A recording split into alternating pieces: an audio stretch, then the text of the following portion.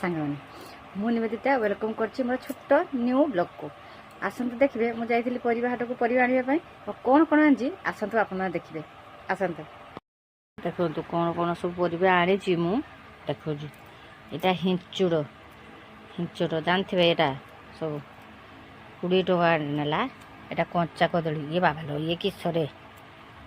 ଇଏ ହେଉଛି କଲରା 115 ଟଙ୍କା ନେଲା ବାଇଗଣ ବାପାଲୋ ବାଇଗଣ ଆଉ କିଛି ଦିନ ଆଗରୁ ବାଇଗଣ 10 ଟଙ୍କା ଲେଖା କିଲୋ ଥିଲା ଏବେ 40 ଟଙ୍କା ହେଇଛି ସେଥିପାଇଁ 150 ନେଇ ଆସିଛି କଳମ ଶାଗ ଭେଣ୍ଡି ବି 110 ଟଙ୍କା ନେଲା ଆଉ ସୁଜନା ଛୁଇଁ 10 ଟଙ୍କା ବିଲାତି କିଲୋ 20 ଟଙ୍କା ଥିଲା ତେଣୁ ସେଥିପାଇଁ ମୁଁ ଗୋଟେ କିଲୋ ଆଣିଛି ଆଉ ଇଏ ବାପଲୋ ଏଇଟା ତ ଫୁଲକୋବି ଜାଣିଛନ୍ତି ନା ଏଇଟା କି ରେଟ୍ ଏଇଟା ଗୋଟେ ନେଲା 50 ଟଙ୍କା ଆପଣଙ୍କ ଆଡ଼େ ସବୁ ପରିବା କେମିତି ରେଟ୍ ସମସ୍ତେ ଜଣେଇବେ ଦେଖନ୍ତୁ ମୁଁ ଆଜି